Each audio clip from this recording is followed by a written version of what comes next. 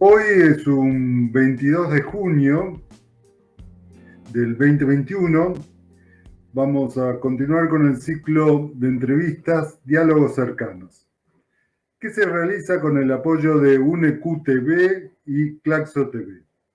Estamos en la segunda temporada de la entrevista número 18. Está comenzando el invierno en la zona sur de América Latina. Son las 15 horas en Argentina, las 13 horas en México. ¿Por qué digo la hora de México? Porque vamos a trasladarnos virtualmente a México, específicamente a la bella ciudad de Guadalajara, y vamos a entrevistar a Enrique Valencia Lomelí. El tema va a ser política social y desigualdad. Hola Enrique, ¿cómo estás? Hola Carlos, muchísimas gracias a la Universidad de Quilmes y también a Claxo por esta invitación y a ti en particular. Muchísimas gracias. No, para nosotros es un gran gusto tenerte y charlar nuevamente contigo. Enrique es profesor investigador de la Universidad de Guadalajara, es profesor de los programas de maestría y doctorado en ciencias sociales, es miembro del Sistema Nacional de Investigadores máximo nivel, es doctor en economía en París, Francia, y maestro en sociología de la Universidad Iberoamericana en México. Enrique, vamos directamente a la primera pregunta. Desde tu perspectiva y considerando tu larga trayectoria en el tema e investigaciones que has realizado sobre este tema, ¿cuáles son los principales y han sido y son las principales propuestas para enfrentar la desigualdad del actual gobierno que está en México? Carlos, quisiera decir que en síntesis yo veo hay una fuerte narrativa de cambio, pero sin manifestarse cambios estructurales redistributivos. Esa sería para mí la síntesis. Y lo voy a decir rápidamente. Hay una fuerte narrativa, muy fuerte contra la corrupción. La lucha contra la corrupción claramente es positiva, pero creo que no es suficiente para el combate a la desigualdad. Es positiva la acción frente a la captura del Estado por fuertes intereses privados. Veas el caso, por ejemplo, del robo de gasolina Pemex, la empresa petrolera del Estado, por poner un ejemplo. Segundo, una narrativa contra la desigualdad y acciones dirigidas especialmente a los pobres. Incluso se ha generado el eslogan de primero los pobres. Pero yo observo que no hay cambios estructurales redistributivos, con excepción de algunas transformaciones positivas que hay que señalar. Tercero, las principales propuestas generales de política social frente a la desigualdad son 30 proyectos y programas diseñados textualmente, entre comillas, para apoyar a los más necesitados y reactivar la economía nacional desde abajo y para todos, se cierran las comillas. Sobresalen, por ejemplo, las inversiones de grandes proyectos, especialmente en el sur-sureste del país, el Tren Maya, el Tren Transísmico, con la idea de actuar frente a la desigualdad espacial, que ha afectado especialmente a la zona sur-sureste. Segundo, el paquete de transferencias monetarias, que son varios programas, entre ellos becas Benito Juárez, programa para el bienestar de personas adultas mayores. Inicialmente, por ejemplo, de esta pensión básica para adultos mayores se duplicó su monto y en 2011 llegó a 1,350 mensuales, alrededor de pesos mensuales, alrededor de $65. El nuevo programa Pensión para el Bienestar de las Personas con Discapacidad, etcétera. Las transferencias monetarias fundamentalmente mantienen la dinámica de la antigua política social de paquetes básicos de anteriores gobiernos. Cuarto, hay un cambio relevante que es el incremento de los salarios mínimos, 16% en 2019, 20% en 2020 y 15% en 2021. Después de un largo periodo en que o se reducía radicalmente el salario mínimo o aumentaba muy ligeramente. En términos reales, el salario mínimo en este periodo gubernamental ya de cerca de 3 años se ha incrementado un 46%, lo que es importante frente a la desigualdad. Quinto, otro cambio importante es la recuperación de impuestos de grandes contribuyentes y los cambios a la ley para evitar condonaciones de impuestos. Se han recuperado especialmente en 2020 decenas de miles de millones de pesos al respecto, o podríamos decir centenas de millones de dólares. Y por último, sin embargo, no incluye reforma fiscal, ni tampoco incluye un fuerte incremento al gasto social, ni cambio en el esquema de inserción a la economía internacional. Entonces, habrá que evaluar los impactos redistributivos de la recuperación por parte del Estado del control del sector energético. Esto habrá que evaluar. Entonces, a fin de cuentas, tenemos que tener una mirada de mediano plazo y ver los efectos de estas políticas. Enrique ha realizado múltiples y variadas investigaciones comparadas entre América Latina y otros países, particularmente con Corea del Sur. Es autor, coautor y coordinador de 20 libros y autor de más de 150 artículos que se publicaron en distintos países del mundo. Ha sido consultor de los principales organismos internacionales de crédito y es miembro de la Red Mexicana de Investigación de Política Social. Coordinó hace unos años, no muchos, el Grupo de Trabajo de Pobreza y Políticas Sociales de Claxo y fue presidente del Consejo de Estudios Latinoamericanos de Asia y Oceanía. Es investigador del proyecto de investigación Variedades del Capitalismo en América Latina con el Colegio de México y el CONACYT. Tienen un objeto de estudio bastante variado porque el capitalismo de América Latina es sumamente variado. Las líneas de investigación de Enrique son políticas económicas y política social, vulnerabilidad, políticas sociales y políticas macroeconómicas. Vamos a la segunda pregunta. En el contexto de la pandemia COVID-19 en México, ¿cuáles fueron las principales líneas de acción de las políticas sociales y sus consecuencias en la desigualdad en ese país? Carlos, fundamentalmente la política fue continuidad con la política social planteada desde inicios del gobierno en 2019. Además de las cuestiones sanitarias que mencionaremos, no hubo, digamos, unos cambios muy importantes en las políticas sociales. Primero, desde antes de la pandemia se cerró el anterior Seguro Popular y se creó el INSABI, el Instituto Nacional de Salud, el Instituto de Salud para el Bienestar, con pretensiones de cobertura universal y cobertura médica universal, pretensiones. La tendencia puede ser positiva, aunque se mantiene la segmentación del sistema de salud y se desaprovecha la oportunidad para construir un sistema de salud pública, universal y gratuita. Pero los análisis sobre la severa mortalidad en México en la pandemia muestran que los más afectados han sido los hogares pobres, lo que muestra una desigualdad persistente.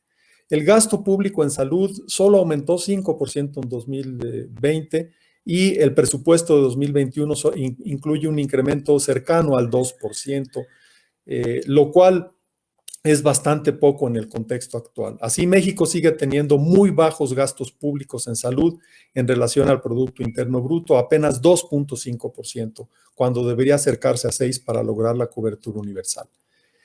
Segundo, hay un importante programa de vacunación gratuita contra el COVID, un programa universal. Hasta la fecha se han aplicado ya cerca de 40 millones de vacunas. Según los datos internacionales, México ha vacunado al 21.5% de la población para junio de 2019, de 2021, hace apenas unos días, frente al 21.8% de la población mundial. O sea, estamos más o menos en el promedio mundial, comparados con otros países como Chile, que lleva 63% de su población ya vacunada. Tercero, se han mantenido los programas de transferencias monetarias y los proyectos proletarios. Algunos programas de transferencias adelantaron transferencias. Destaca, sin embargo, la ausencia de transferencias monetarias dirigidas especialmente a los trabajadores del sector informal, los más afectados en cuestión de empleo por la pandemia, que es el 55% de la población ocupada en mayo de 2021, que perdieron su empleo o que lo mantienen en condiciones extraordinariamente precarias. Lo mismo Tampoco hay programa para mujeres sobrecargadas con el trabajo de cuidado en esta pandemia. Por ejemplo, el subempleo, de acuerdo al INEGI, aumentó de 9,1% de la población económicamente activa en marzo de 2020 a 29,9% en mayo de este mismo año. O sea, realmente fue un impacto muy severo para llegar después a 13% en marzo de 2021. No se generaron programas para estos sectores y estos son factores favorecedores de desigualdades. Muchos hogares, cuarto, continúan sin recibir apoyos en esta situación de emergencia. Por ejemplo, solamente en la Ciudad de México, el 45% de los hogares de México reporta recibir algún programa social o apoyo por la pandemia de COVID-19. Eso significa que el 55% no. Está bien que el 45% reciba, pero hace falta más.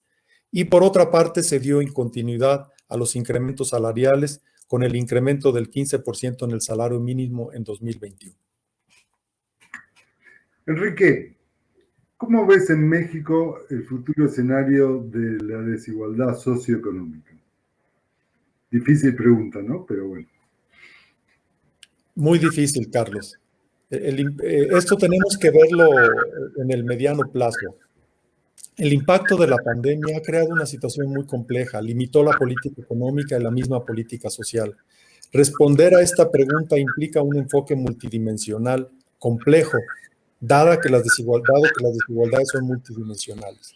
Por ejemplo, el informe reciente de PNUD publicado en esta semana, México aparece como uno de los países más desiguales de América Latina y el Caribe y señala este informe que la pandemia profundizó las desigualdades. El 10% con más altos ingresos acumula el 59% de los ingresos de acuerdo al PNUD. En síntesis, no veo grandes cambios hacia una reducción más duradera de la desigualdad, aunque habrá algunos cambios positivos de mantenerse las líneas actuales. Los puntos claves que quisiera destacar. Primero, punto clave, hay ausencia de reforma fiscal.